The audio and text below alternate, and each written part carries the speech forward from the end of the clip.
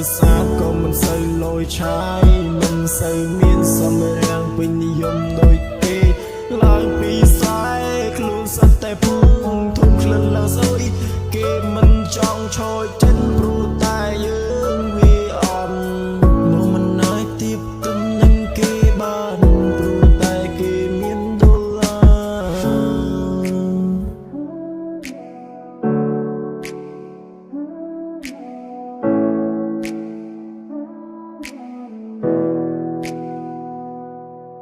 បើមិនស្រឡាញ់គួរតែប្រាប់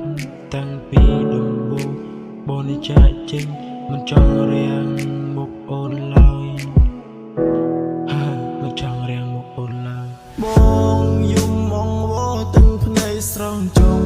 បើមិនស្រឡាញ់អូនគួរតែប្រាប់តាំងពីដំបូង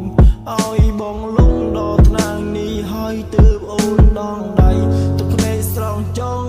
រាប់រៀនដំណងហូបព្រោះតែស្រី